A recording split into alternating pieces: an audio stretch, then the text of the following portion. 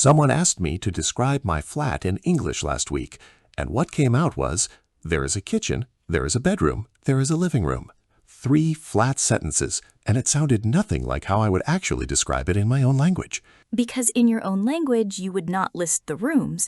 You would tell them where you actually live inside the rooms. Exactly. Nobody just lists furniture. People say things like, this is where I dump everything when I get home, or I basically live in this corner.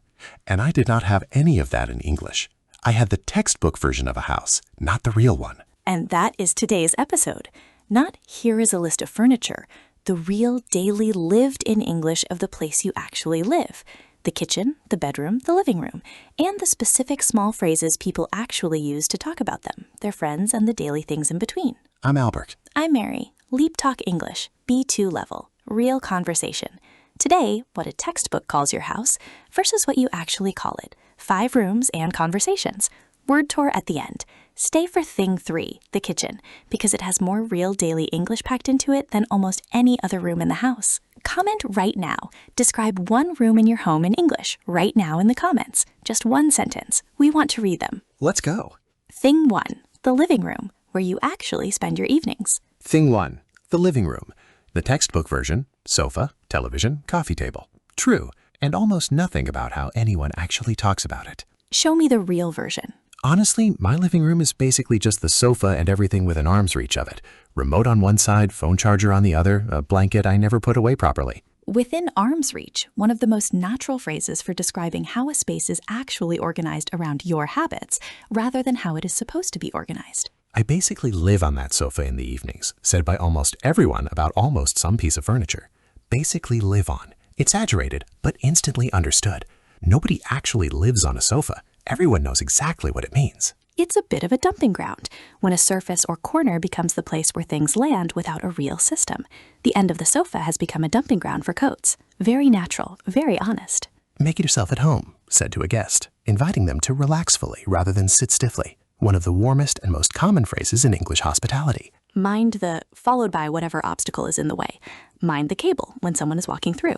Short, practical, said constantly in real homes. To the listener, within arm's reach, basically live on it, dumping ground, make yourself at home, mind the 5 real phrases for a room the textbook only ever lists furniture for. Stay. Thing 2 is the bedroom and the specific English of the most private room in the house. Thing 2, the bedroom. Textbook version, bed, wardrobe, lamp. Real version, considerably messier and considerably more honest. My side of the bed, said constantly by anyone sharing a bed with a partner.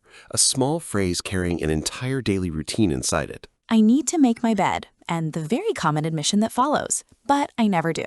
Making the bed is one of the most discussed small daily habits in English-speaking culture, partly because so many people genuinely do not do it. It's a tip in here. British English for a room in serious disorder. Sorry, my room's a tip, said apologetically before letting someone in. Very common, very self-aware. I live out of a suitcase at the moment, when clothes are not properly put away, often during a move or a busy period.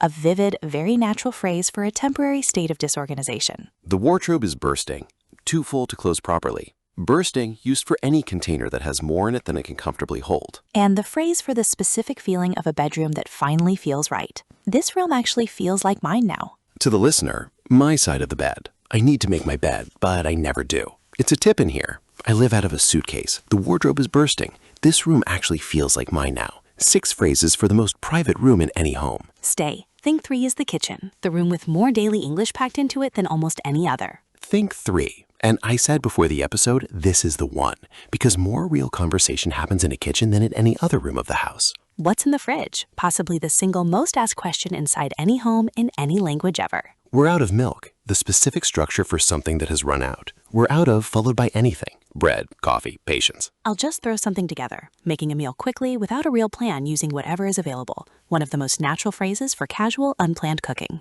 Mind the pan, it's hot. The kitchen warning. Said constantly. Understood instantly. Can you pass the followed by whatever is needed across the table? One of the most repeated sentences in any kitchen in the world. Salt, the sauce, the bread. Whose turn is it to do the washing up? The eternal household negotiation. Washing up, British English for washing the dishes. Doing the dishes, the more common American version. It's going cold, said about food urging someone to come and eat. A small, warm, very domestic phrase. And fancy a cup of tea. Already touched on the wider coffee culture episode, worth repeating here, because it is the single most common kitchen sentence in British English. An offer, a pause, a small moment of care. Stay. Thing 4 is the language of talking about friends, casually, the way people actually do it. Thing 4. Moving out of the rooms and into the people, because this is my friend is the textbook version, and almost nobody talks about friends that simply in real conversation. We've known each other forever, the most common way to describe a long friendship without giving an exact number of years. Vague on purpose, warm because of it. He's one of my closest mates. Mate, British English for friend, used constantly and casually.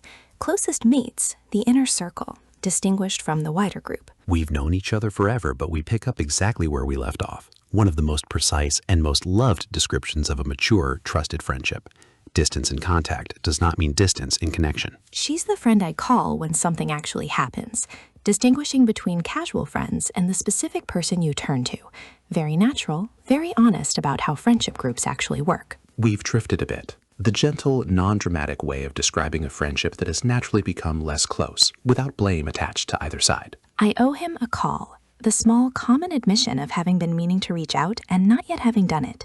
Universally understood, said constantly. Known each other forever. One of my closest mates. Pick up exactly where we left off. The friend I call when something actually happens. We've drifted a bit. I owe him a call. 6 phrases for how friendship actually gets talked about day to day. Last thing, the small in-between phrases that hold an entire daily conversation together. Thing 5, the small connective phrases, the ones that do not teach a noun or a room, the ones that hold an entire casual conversation together, and that almost no textbook ever covers. You know what I mean. Said constantly after explaining something, checking the listener is following without needing a full confirmation. Anyway, the universal pivot, used to move from one topic to another or to bring a conversation back on track after a tangent. How's things? Slightly more casual than how are you, and extremely common in everyday spoken English, despite the grammar looking slightly unusual to a learner. Same old, same old. The standard, low-effort, honest answer to how's things, when nothing in particular has changed. I was just saying to, followed by a name, bringing someone else's earlier comment into the current conversation. Very natural for connecting conversations across time. Not much you? The short reciprocal response that keeps a casual greeting moving without requiring a long answer. And speaking of which, the phrase for connecting what was just said to a new but related thought. One of the smoothest and most natural conversational bridges in English. You know what I mean? Anyway, how's things? Same old, same old. I was just saying to. Not much, you? Speaking of which, 7 small phrases. None of them teach a noun. All of them are what actually makes daily English sound like daily English. 5 things. The living room where you actually spend your evenings. The bedroom, rest and mess. The kitchen where the most English actually happens. Friends, the casual, daily way people talk about them. And the small daily phrases that hold every casual conversation together. And the thing running through all 5, the same thing, is that the textbook gives you the nouns. Sofa, bed, fridge, friend. What it almost never gives you is the way real people actually use those nouns every single day without thinking about it. That is what we just gave you. Use it tonight, in your own kitchen, about your own sofa, with your own friends. Word tour. First word, dumping ground. A dumping ground is a place where things are left without organization, a surface or corner that things accumulate on without a system. The end of the sofa has become a dumping ground describes a very common, very honest household pattern. For example, the hallway table had become a dumping ground for keys, post, and at least 3 things nobody could quite identify the purpose of. Repeat, dumping ground. Dumping ground. Next, tip. In British English specifically, a tip describes a place in serious disorder, a mess. "It's a tip in here" is said apologetically and constantly, usually before letting someone into a bedroom. For example, she apologized the moment she opened the door. Sorry, it's a complete tip in here. Though her guest had genuinely seen worse. Repeat. Tip. Tip. Next, bursting. Bursting means too full to be contained properly, used for wardrobes, cupboards, suitcases, anything holding more than it comfortably can. The wardrobe is bursting is instantly understood without needing further explanation. For example, the cupboard was bursting by the time the move was finished, every shelf packed tighter than it should have been, the door barely closing. Repeat. Bursting. Bursting. Next, drift. Already touched on in earlier episodes, returning here specifically for friendship. To drift in this context means to gradually become less close to someone, without conflict or blame, simply through distance and time. For example, they had not fallen out, they had just drifted. The kind of distance that builds quietly through nobody's fault. just through life happening in different directions. Repeat, drift. Drift. Next, mate. Mate is British English for a friend, used casually and constantly in everyday conversation. One of my closest mates signals a friendship inside the inner circle, distinguished from the wider group of acquaintances. For example, he had plenty of acquaintances, but only a handful of real mates, the ones he would call at 2 in the morning without hesitating. Repeat, mate. Mate. Next, pivot. Already covered in the corporate English episode, returning here in its everyday conversational sense. Anyway is a pivot word, used to redirect a conversation back on track or move smoothly from one topic to another. For example, she used anyway the way most people use a comma, a small pivot that let the conversation move on without anyone feeling cut off. Repeat, pivot. Pivot. Next, reciprocal. Already covered, returning here for its everyday use. Not much you is a reciprocal response. It answers the question and immediately passes it back, keeping the exchange balanced and moving. For example, their greetings were always perfectly reciprocal. A quick how's things, a quick not much you, and then straight into whatever they actually wanted to talk about. Repeat, reciprocal. Reciprocal. And our final word, domestic. Domestic means relating to the home or household.